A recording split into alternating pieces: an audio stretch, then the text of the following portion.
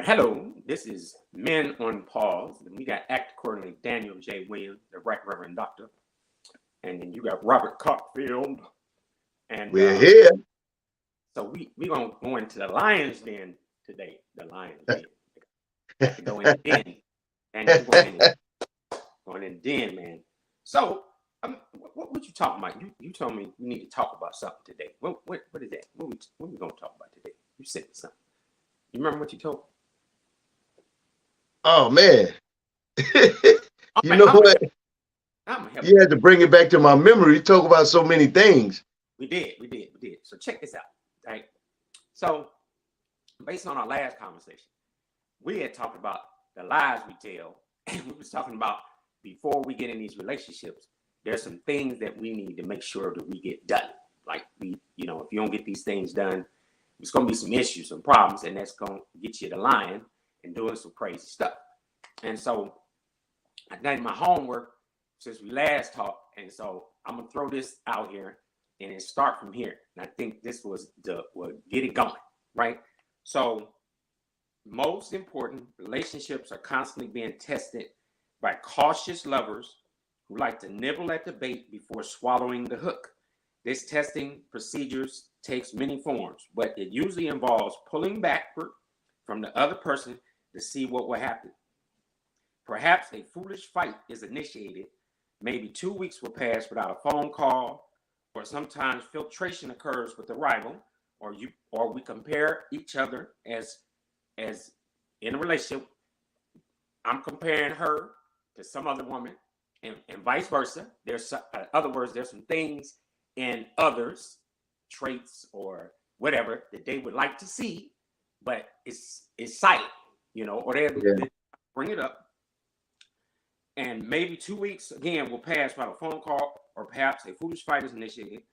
Sometimes this filtration becomes a rival. In each instance, the question being asked is, how important am I to you? And what would you do if you lost me? An even more basic issue lies below that one. It wants to know, how free am I to leave if I want to? It is incredibly important in these instances to appear poised, secure, equally independent. Do not grasp the other person and beg for mercy. Some people remain single throughout life because they cannot resist the temptation to grovel when the test occurs. Now, here's the point. I'm going to simplify all of that. So, you get in this relationship, and then all of a sudden, they see something, you see something. Or you see each other different. And then you start being different, acting different, and just acting a fool. And nobody ain't saying that. They try to act like everything's cool until boom. And then all of a sudden, then we playing cat and mouse.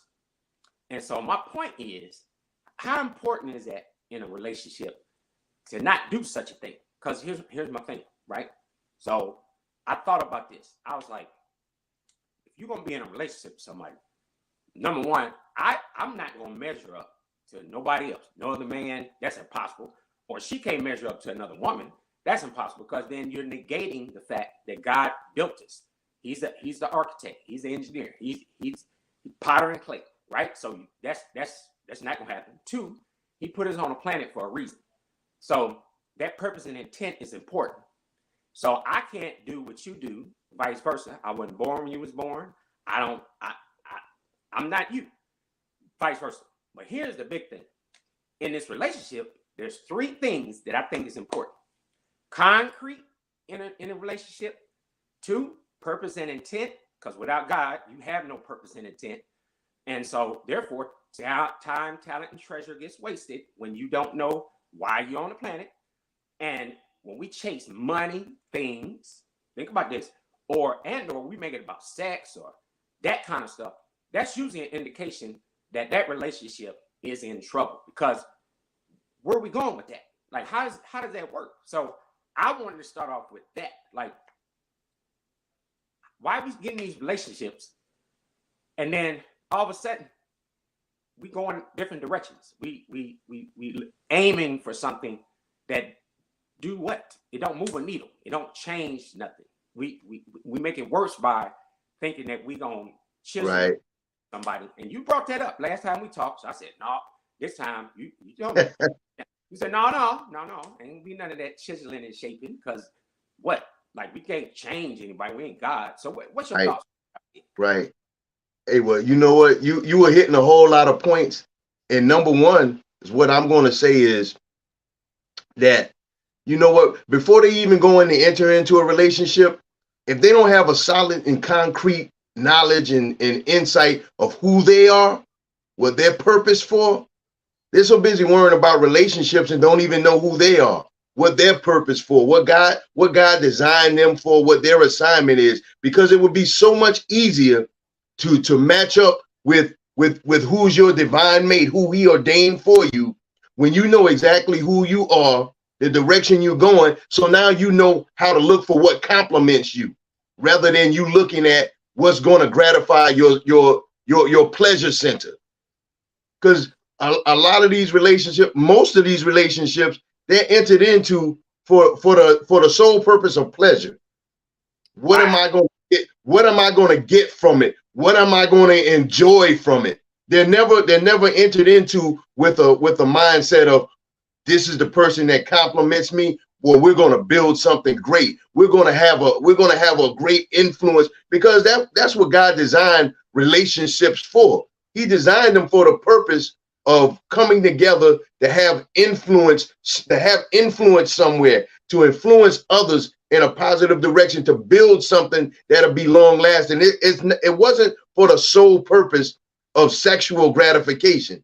And that's why most relationships are entered into, whether they want to admit it or not, whether they want to be straightforward and say, nah, that's not. But the first reason why, and you know, they like to put it on us as men and saying we're visual creatures, so we're always looking at the aesthetics of the woman first. The women do the same thing. I mean, God gave them more for us to look at, but I've been around a lot, worked with a lot of women, been in a lot of women's groups, and the women, they check out a man's physique. They say, oh, first thing they do, they look at it. I'm gonna check his package, see what he packing, what he looking like in the inseam of his pants. Yeah. You know, that looking at the size of our hands, our feet, stuff like that. Women do the same thing that men do, but we just continue to let society and the rules that they set push us down, like we're just predators. All we are predators. We just go out and we just stalk women for our pleasure. Women do the same thing, but when going into those relationships, they go sideways quick.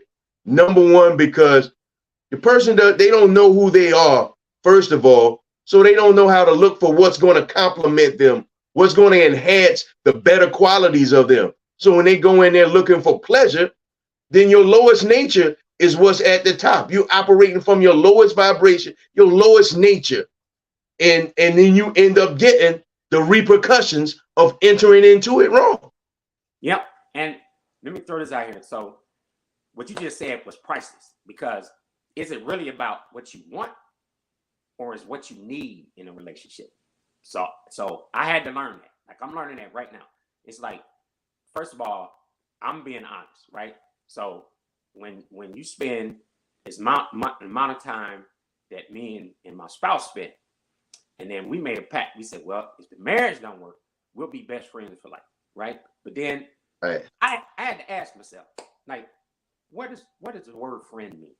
Like, what the hell does that mean? Yeah, I said it. What the hell does friend mean? Because I didn't know. I still don't know. I'm still figuring it out. Now I'm speaking for me. But I'm going to a step further. Like you said, is a relationship really about, or any relationship for that matter, is it about what you want or what you need? Now, how you gonna know what that is? And I'm reading Miles Monroe stuff all over, and this is what he said. Oh yeah. The deepest craving of the human spirit is to find a sense of significance and relevance. The search for relevance in life is the ultimate pursuit of mankind.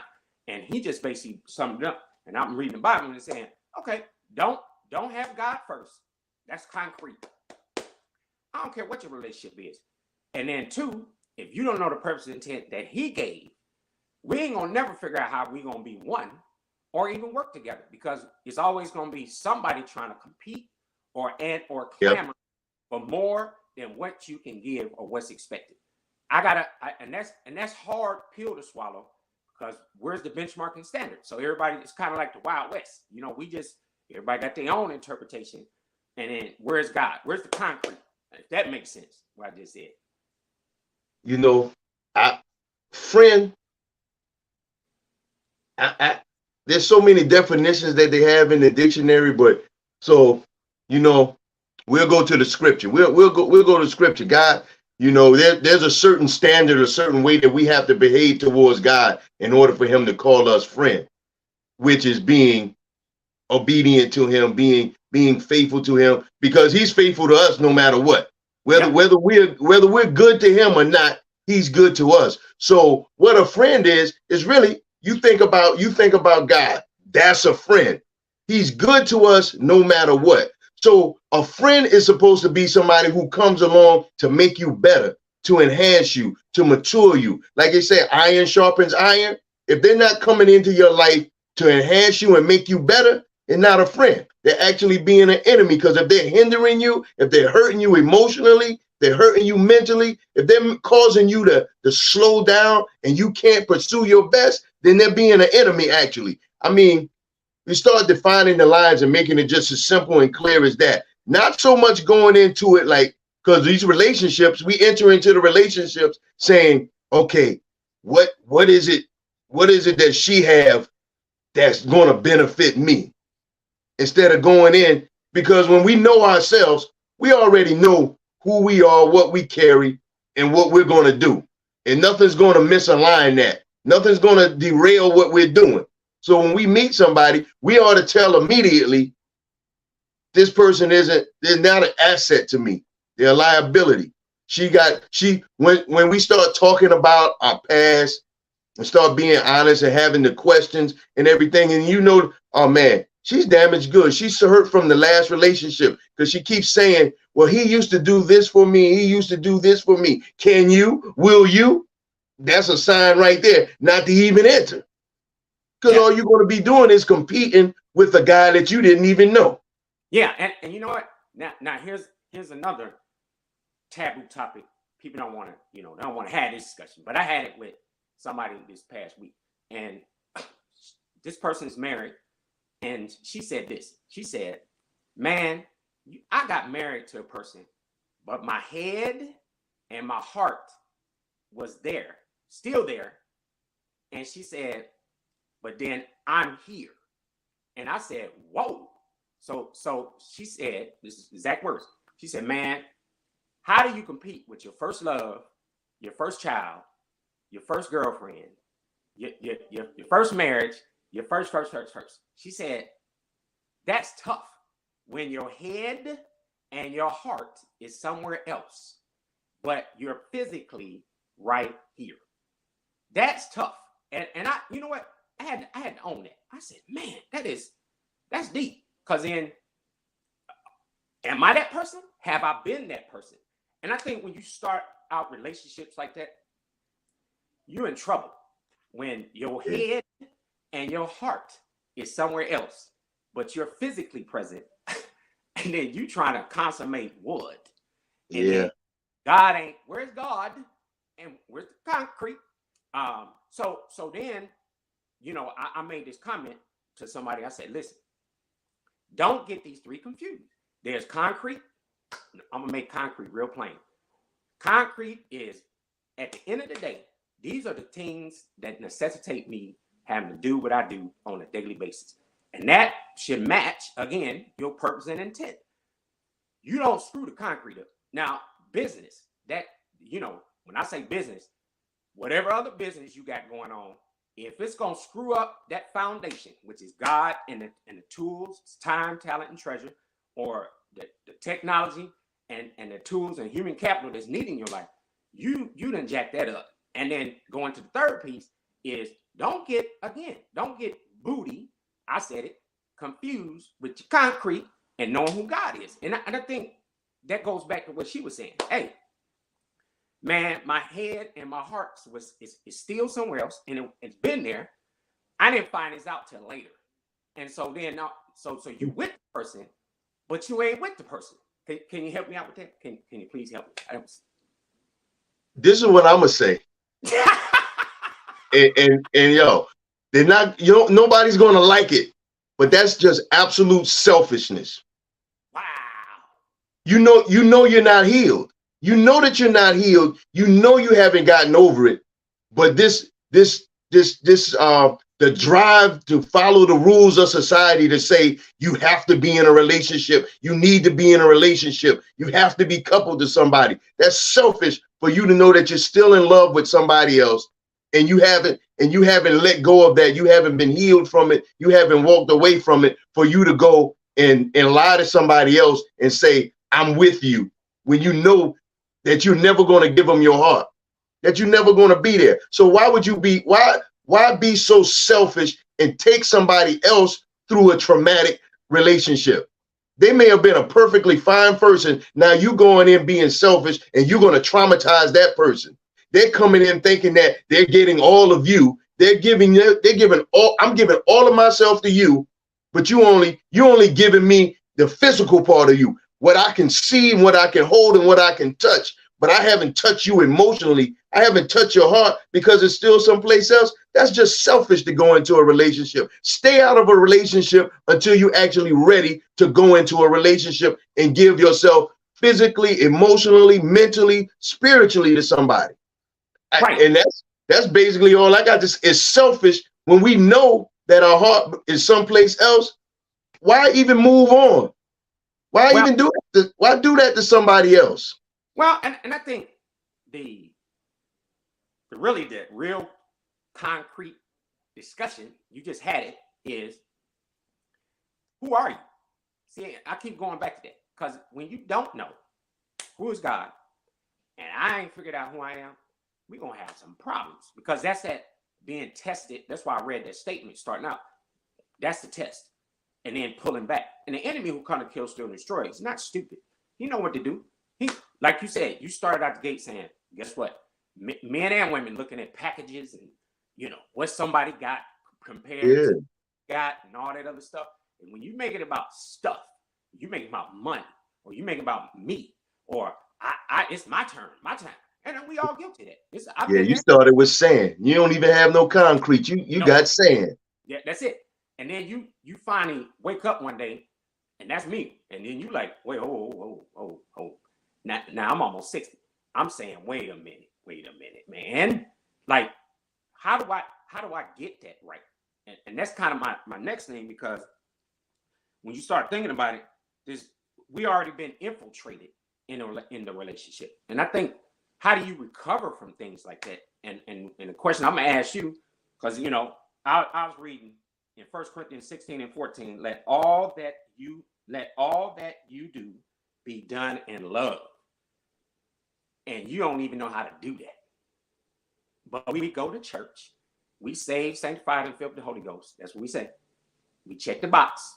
I go to the box, but we don't even know how to do that. Like, again, let all that you do be done in love. And we lying when we know we doing some stuff that's hateful, resentful, and mean as hell. How do you handle that? Now we're in the relationship. What do you do with it? Hey, honestly, I'm gonna keep saying this before I give my statement and say honestly, you know what? Honestly, if it's not really love there, you just holding on to it for some kind of false loyalty, you might as well break the relationship. You need to go back to your corner and go back to, like we say, you need to go back to finding out who God says you are. Because until you know who you are and what you have to offer, what's your purpose? What's the meaning for me being here? What do I, not so much what I have to give to another person and what I have to offer in a relationship, but what do I have to offer to the world? What am I here to participate in and give to the world for it to be better? When you find out your true meaning and purpose in that, then you're grounded. God has you grounded. Now you're grounded because all right, this is the direction I'm going. And now you got You've got boundaries. You set boundaries.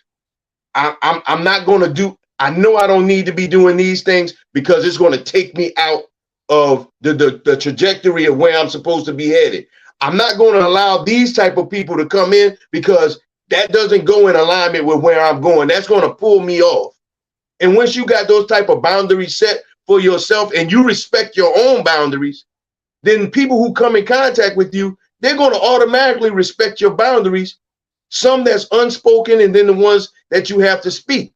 And then you can start looking at relationships, because now you're not looking solely with your eyes, but you're looking at the quality of the person's character that you're being involved with.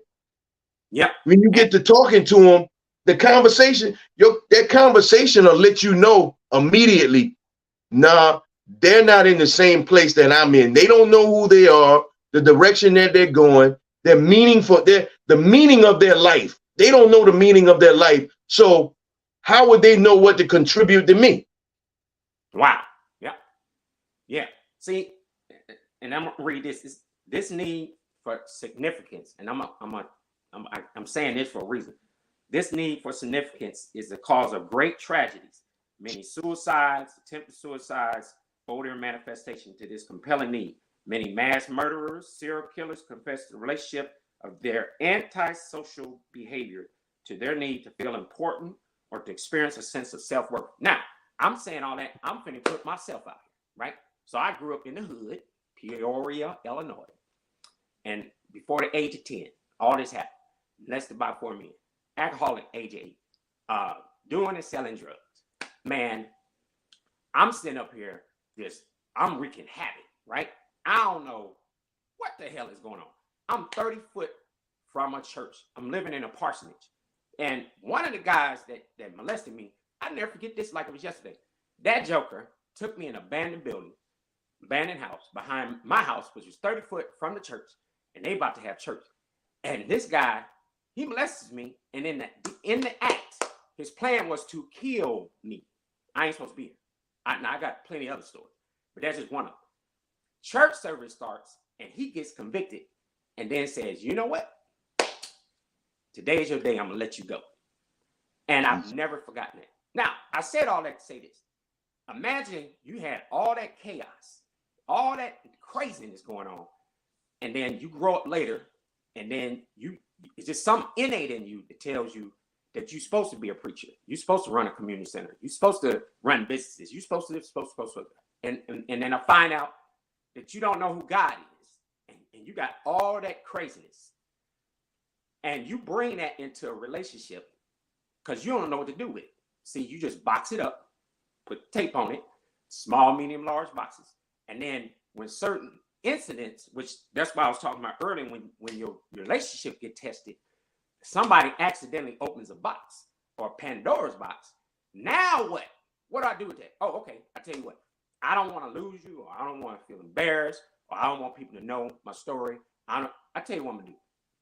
I'm gonna deny the power of God, and I'm gonna act like God didn't do what He did. And I'm gonna tell you what I'm gonna do. I'm gonna box that back up, and I'm just gonna act like I'm cool. And these hobbies and habits don't leave. You still drinking, smoking weed, popping pills, doing all this stuff, and you looking half decent or normal to some people, and some people you look a little crazy going on. But it's all because of what we talking about, which, man, that foundation, concrete, man, not there. And then so people still in relationships, and they struggling with this because they're worrying about what they gonna lose. Where is God in all of that? When is it? Because at the end of the day, man, if I ain't got Him, I'm just gonna continue with the same hobbies and habits, and I'm gonna self-destruct, and I never will fulfill my purpose and intent. So what's your thought process on that? Man, man.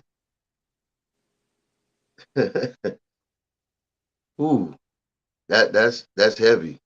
That's heavy. You know, like you said, God is He's the nucleus. He's the glue. And for some things, like, man, like,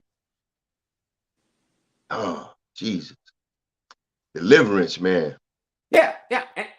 when we actually truly see them, yeah, because we don't understand the things that has happened to us, and like, how can this happen to me? I was so vulnerable. How does this not supposed to happen? And then is the more you see God in the answers of not so. I think it's a matter of when we seek Him. It's asking.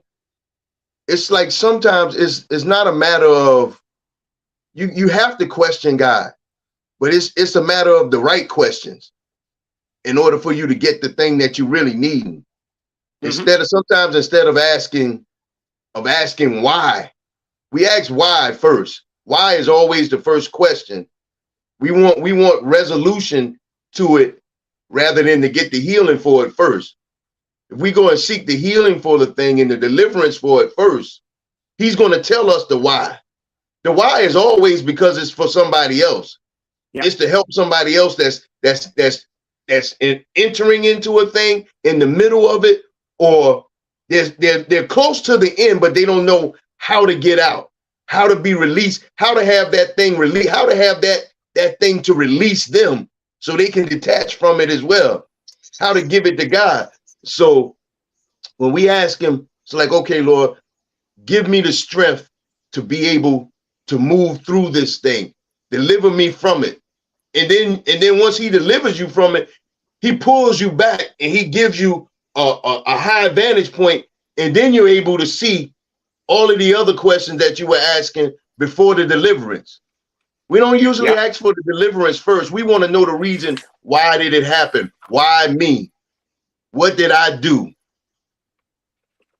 And like you said, and then when people go into relationships and all that is a transference of demons. It's a transference of influences.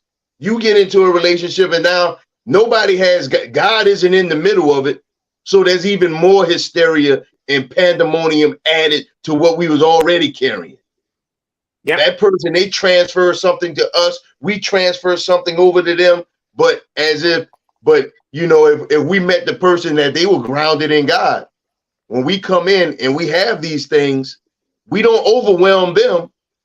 The God in them can overwhelm us, and we find our answer in the God that's in them. And like you said, that goes back to what I'm saying. Whoever, when we enter into a relationship, somebody has to be carrying the strength that we need. That other person needs to be carrying that missing element. I don't want to say missing element, but they're carrying the strength to our weakness. That's what ends up making a relationship complete. Whatever she's weak in, I'm strong in that. Whatever I'm weak in, she's strong in that. So there's really no weakness. So when you got two weak people together, you're going to have a weak thing. When you got two broken people together, it's going to remain a broken thing. Well, I was reading 1 Corinthians 9:26. Therefore, I do not run like someone running aimlessly. I do not fight like a boxer beating the air. Yeah, and see what I'm saying? Like you're doing what? And that doing what is like really that's aimlessly living. And it comes a point where how do you even fix that when you're trying to mimic men or another woman instead of mimicking who God is? That's what I had to realize, because the hobbies and habits is not gonna leave until you get delivered. Like, you know, I'm dealing with that. So, you know, it comes a point where you just say, you know what? I ain't got nothing to be ashamed of. I just want God. That's it. Period. That's what I need. That's what I want. I am perfect. I'm striving for that, which I'm going to throw this out here. So this extending the same concept, keep in mind that virtually every relationship that continues for a year or more and seems to be moving towards marriage or not will be given the ultimate test. A breakup will occur motivated by only one of the lovers. The rejected individual should know that their future together depends on the skill with which he or she handles that crisis. If the hurting individual can remain calm, the next two steps may be reconciliation and forgiveness in the relationship. It often happens that way. If not, then no amount of pleading will change anything. So this is what I'm saying. I'm gonna narrow that down. So how many times you said it, right? This is a merger. This is two corporations coming together, and somebody has something that the other don't have, and it's business. And then I'm sitting here, I'm so busy trying to be me, my corporate self, and you steady trying to be your corporate self. And then we hiding a whole bunch of stuff in the corporation. The books is cooked, like it's bad. You got bad books, right? Yeah. In numbers run. They just bad numbers. And then we turn around and spending so much time trying to hide stuff instead of just being transparent, not realizing that truth is what's going to deliver you. So what you end up doing is you leave the relationship without completing each other. Now I say leave the relationship. Transparency has to be totally on the table. So that causes people to lie, because this is this jacked up, uneven exchange, right? Where, okay, I'll tell you my dirt, lay yours on the table. Oh no, I'm, oh no. Add to this, right? We talked about this last time. Communication. What if introvert, extrovert? You already know how that's gonna go. It's gonna be one side gonna be laying it down, and then the other side, I don't know how to handle that. I don't communicate as is. That's one. I'm just giving scenarios. Or it could be two people that's just type A, and man, they hear certain things and they coming at it. Boom! I don't care if you're married or not married. Or this third scenario is you got somebody think they Jesus Jr., right? They so religious that they hiding behind that. And so they so busy trying to tell the other person how to be fixed. And they themselves is janky. Yeah, I use that word. I know that vernacular wasn't right, but you know what I'm saying? So what's your thoughts on that, right? This is what I just said. Man.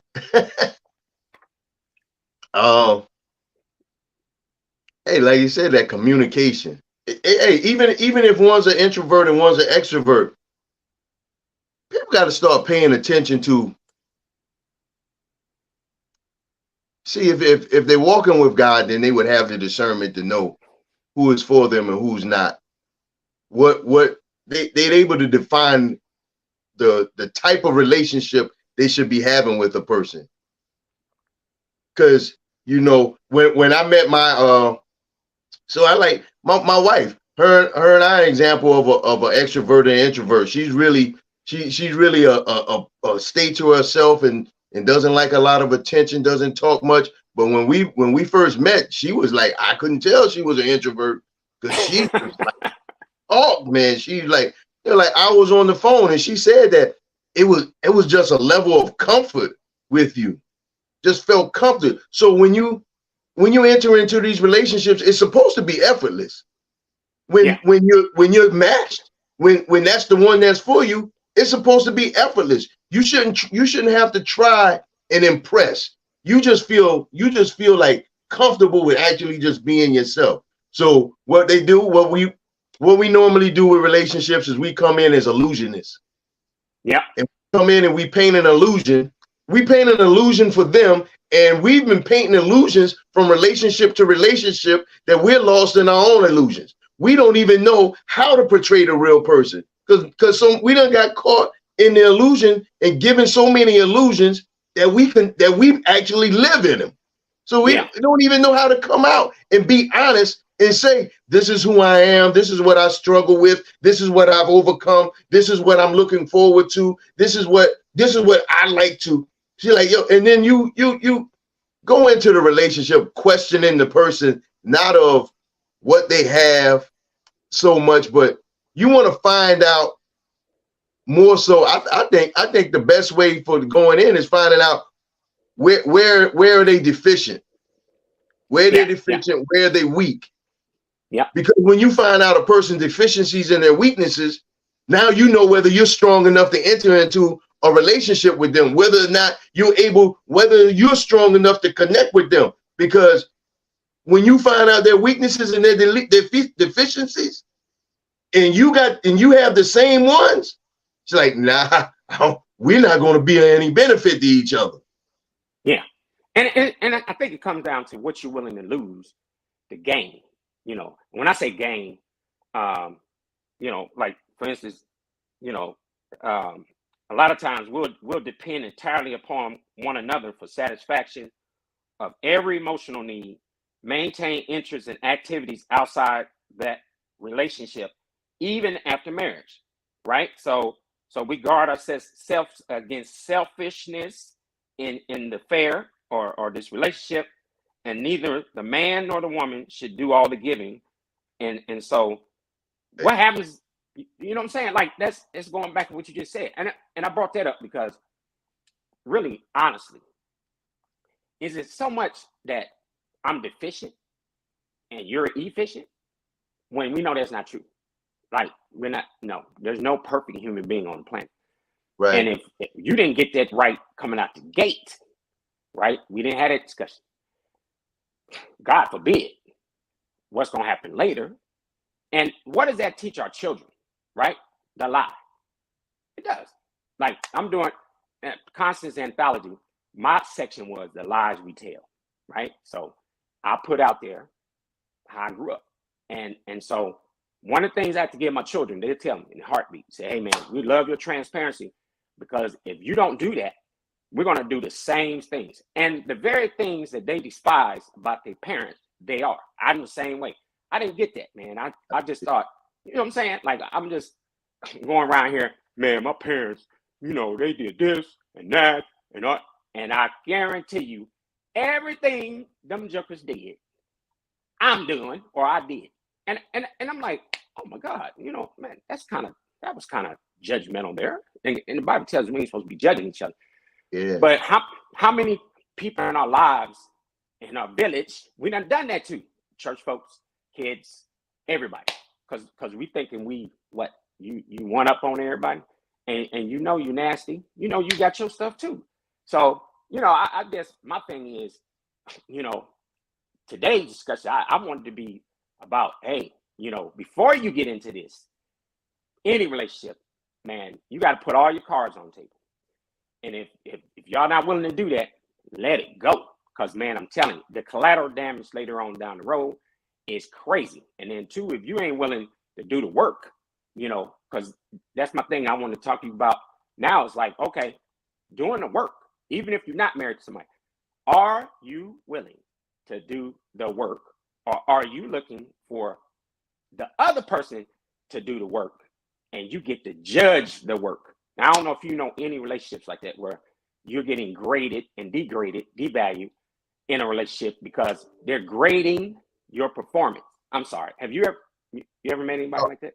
Yeah, I've been in those. It's like, and you don't know you're being graded until there's an argument. Did you said a test, an argument? Then it comes out. Well, you just hadn't even been doing this, and you ain't been doing this, and it's like, yo, why wouldn't you say something when why you just keeping the score and like taking notes? Why wouldn't you say something? So when it's a problem, now when the disagreement comes and it's built up in them, then everything pours out. But like we're talking about, entering into before, know what is the purpose of me? What is the purpose of you wanting to be in a relationship anyway? Right. When you be honest about why, not even nothing to do with the other person. When you're honest about why you're entering into a relationship, it should make you sit and really think. I'm entering into a relationship just because I don't want to be alone. I just feel like I need to be with somebody. You going in there selfish. You ain't gonna do nothing but hurt that person. Oh, I'm going into a relationship because you know what? All of my friends are in something, so I don't want to be left out. We all in the relationships mainly we enter into them for the wrong purpose from the start altogether. It has nothing to do about what can me and her do together. What can me and her build together? What are we going to accomplish? Because when people enter, I'll say, man, I don't want to put a statistic out there. So listen, this is my own statistic. I'm just saying this. You can't go and Google it and say that he was inaccurate with his statistics. But I'm going to say 98% of the relationships, all of them are entered into for what am I going to get? What am I going to get out of it? How can I find enjoyment in it? As opposed to saying, what are we going to do? Because you enter into a relationship, there's no more I. It's we. I used to have this discussion with my ex-wife all the time. And granted, I'd have that conversation when I was actually being a faithful husband at the time. That's when I'd have it. I wouldn't dare have that when I was doing my dirt. But when I was doing, I felt good when I was doing right. But I said, and it was the truth though. It's like, it's no more me. It's no more you. It's no more I. It should always be us. What's going to be good for us, for the relationship?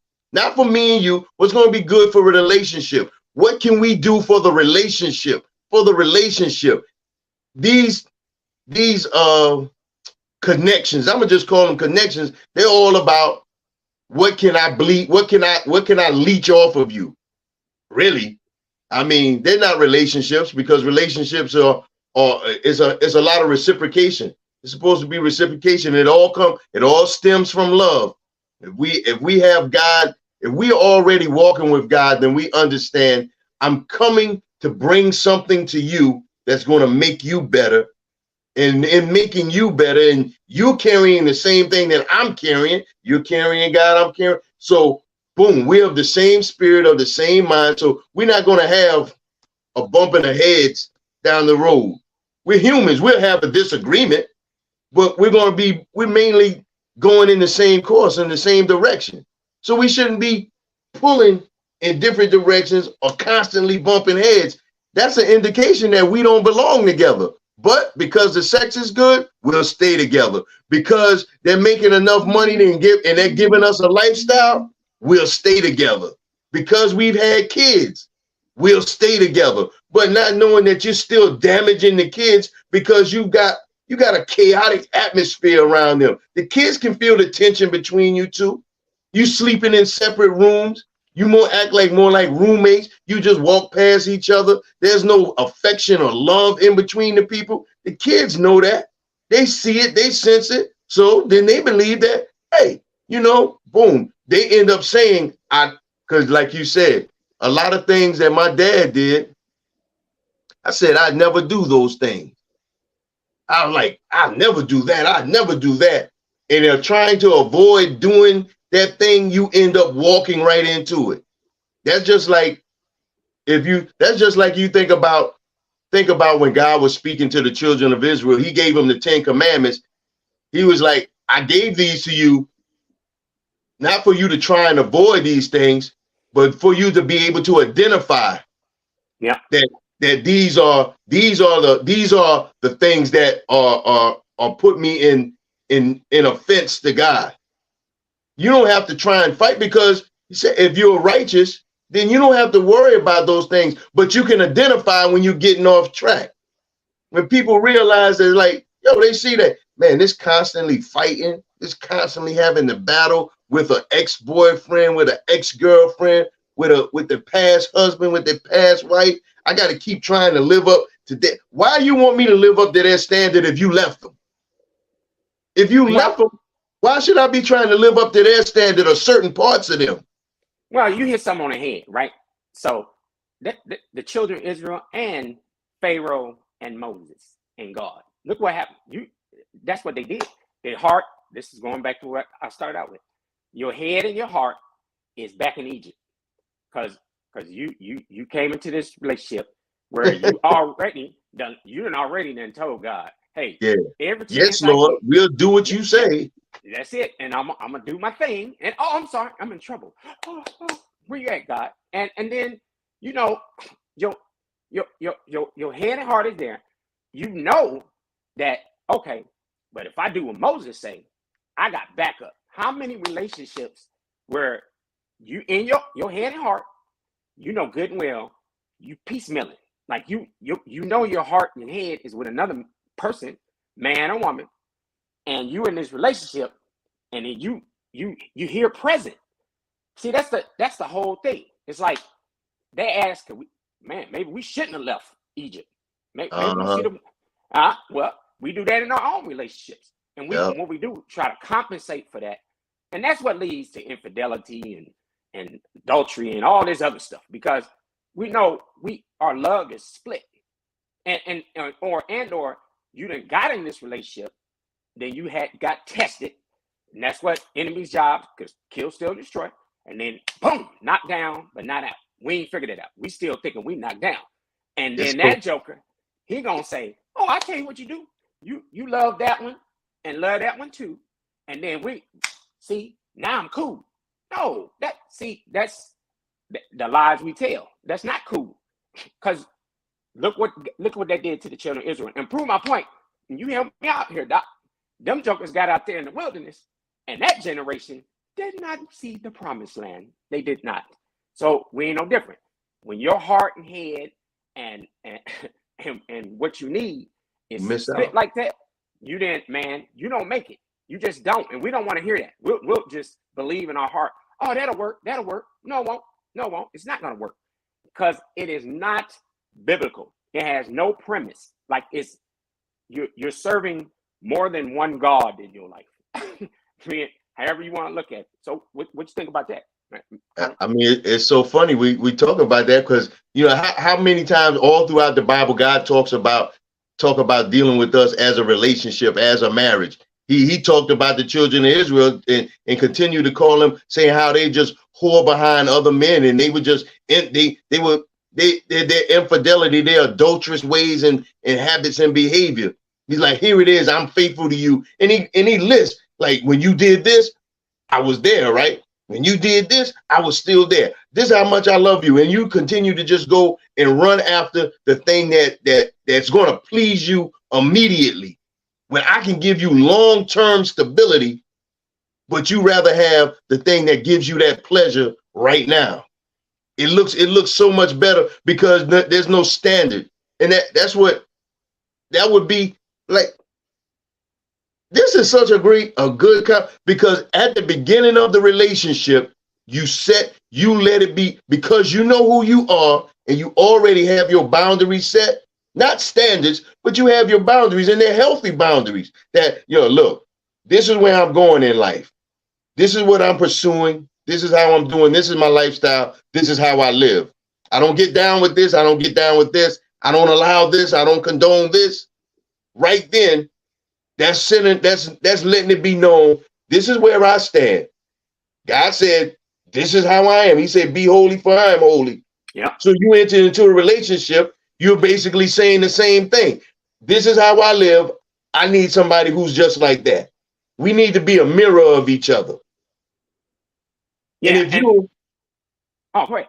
Oh, and I like it. And if they're standing on the other side of it, because we can't win a person over. We can't change a person.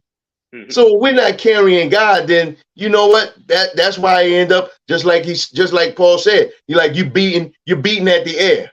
You're throwing punches at the air. You're not going to land anything, because we can't do anything from our own power. So we ought to stop.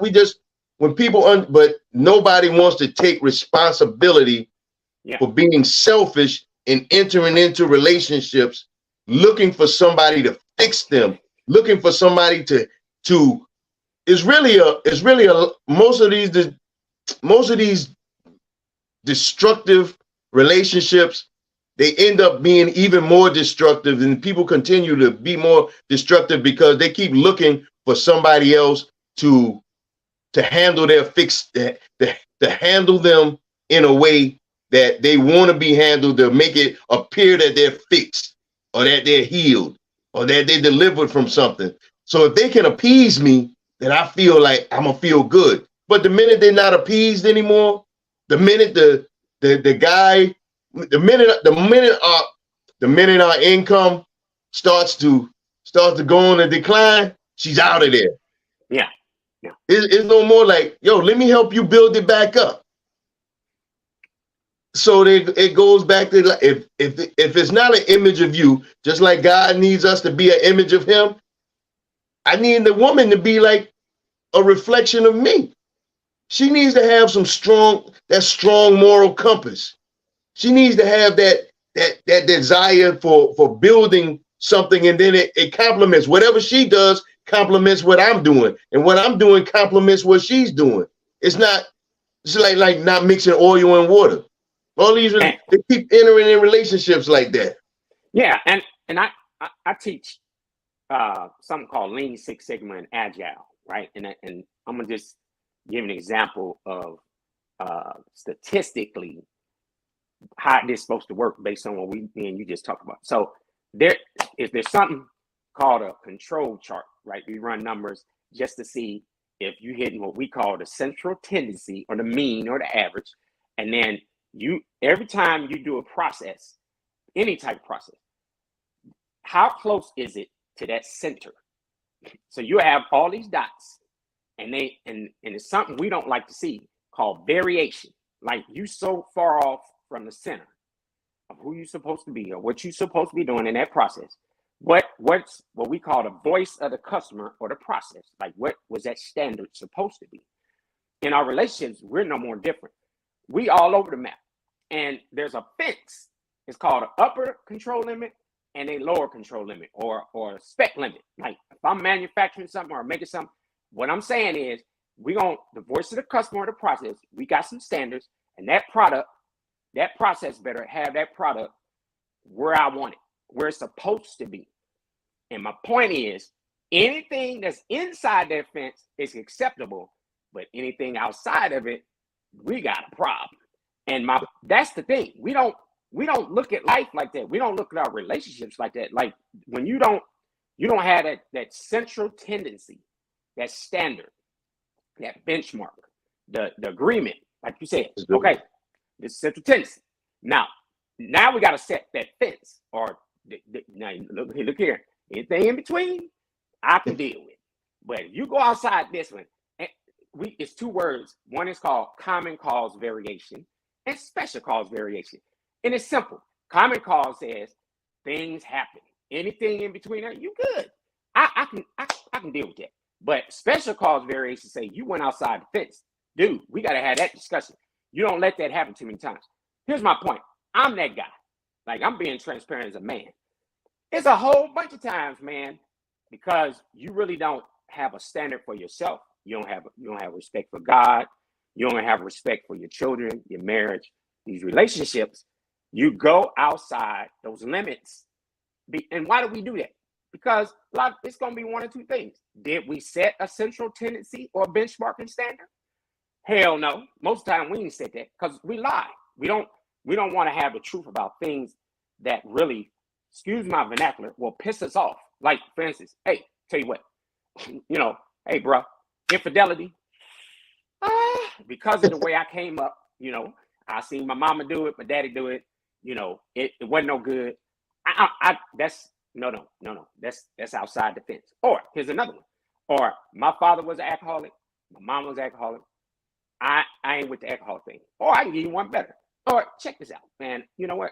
Doing the weed thing and the drugs and all that. Those are the things we don't want to discuss. Or be honest and say, I've been there.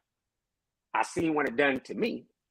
And we shouldn't be bringing this to the table because it should be a greater good in a relationship. Like we need to have a real conversation. I don't want my kids repeating history. I don't want to die like that. Man, my uncle just had his wife passed. And he told me, he said, get your butt up here. Anytime, anybody in the family, we have those type things happen. Get up here, Reverend. I said, oh, man. And my life was janky, man. It was raggedy. Like, I'm just, oh, God, man, I'm dealing with substance abuse stuff, man. And I don't want nobody to know. And he said, I need you to speak and do all this. So I talked to my bishop. He said, hey, it's something called progressive holiness. He said, man, we all got our stuff. But he said, man, the stuff that you're supposed to be doing in that fence, you better make it happen. So anyway, I get up there. Man, him got to talking. You know what he told me? He said, hey, man. He said, now, how many people in our family have died from alcohol? I said, Pops did. so and so did, aunt so and so. He said, yeah. He said, now I'm talking to you. He said, how much grace and mercy you want, brother? Titles don't entitle you. You can go down just like them. What the title? How many times we done that? We got titles, but look at boxes. You stay in the game too long, you're gonna get knocked out. So you ain't getting back up. I'm bringing all that up because what you just said previously, man, that's where the crux of the problem is, man. It's like we don't want to be honest about that. I call it the central tendency. Like, where in the middle we supposed to be, and how close can we keep everything we do close to that agreement? And if you don't have that, or that you can't paint that picture, you're going to go outside that fence. And unfortunately, a whole bunch of people got a fence and there's nothing in the middle. There's no benchmark, no standard. Man, listen, I know we're coming closer to the end, but let me ask you this. So do you think that a reason that when we stay into relationships that we know, how can I say this? Man, I guess I don't know if I can say it as a question, but like you're saying, I like that system that you talk about. It's the same thing. It's saying you have to have a standard. You have to have, this is what I stand on. These are my principles. This is the standard that I live by. I go by. These are the things that I can. These are the things I can tolerate. These, just like God. He doesn't like the sin, but he gives us grace. He's like, but now when you intentionally want to misuse me like a genie, I'm gonna turn you over to what it is that you want to do. I'm gonna let you have at it. But I'm not gonna be there. You're not gonna be able to come and run to me until you're ready to actually leave that stuff alone. Then I'll hear you. So right. I think, you know what continues to make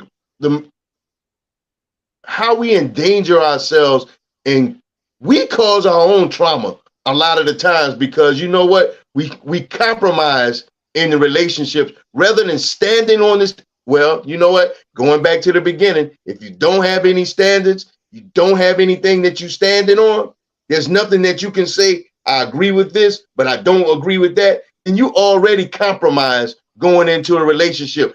They feel like, oh, well, you know what, this is all right. This is all right. And you like, yeah, okay. Yeah. And it just keep on, just like they say, women say with men, give him an inch, he goes and takes a mile. But you know what's crazy? We hypocrites, because we say that. We'll say, I don't like what you do. I don't like this. And the very next person we're seeking, or our heart and head is with, they just as much a hoe, or they got just as much other stuff that don't meet what. And we'll accept that stuff. Like they just as nasty or whatever, but we'll swear up and down, oh no, they're great, they're wonderful. You're a lie from the pit of hell. No, the very thing we despise in that mate, you better believe if you go back and check your books, you out here still hanging with, or you are seeking out that same person with some of that same stuff. And I'm gonna throw this out here, man. I've been, like I said, I've been an alcoholic since I was 8 years old. So this what happened, right? Rehab. And so I'm crazy. And then I'm gonna let you finish. I said, you know what? Psychiatrist, I'm talking to y'all. What I do? Okay, you need to stop. At least don't smoke no more stuff. No weed, no pills, no. Let's wean you off. That's how I said, wean you off. That's patience. So I said, okay. Now I get down to, you can have some beer. I said, okay. This is the part that one of the psychiatrists called. They said, hey, can I ask you a question? Do you binge drink? I said, yeah. They said, you will never come off when you do that, because one turns into six. So see, I drink one bottle, I'm gonna drink 4, 5 bottles. Now somebody else can just have a drink and they cool. I'm not judging nobody drink, but I'm just letting you know. Now for me, I know that that's a vice I can't play with, because for me, anything I indulge in can be destructive if I'm not careful. That's why I need God. Like I got to have God. Same in a relationship. I think sometimes we just don't understand that's what brings destruction to the relationship, because we ain't got enough sense to understand there's some stuff you just can't do, period, in the relationship, because what it's gonna do is everything gonna be on fire. And so these are my parting words.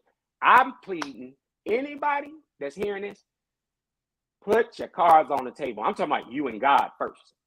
And then ask yourself, and you've been saying this the whole time, hey, maybe, just maybe, the person I'm hanging around or the person I'm with or whatever, we got to have a serious conversation in it. And man, if I'm just not built for you, I got to go.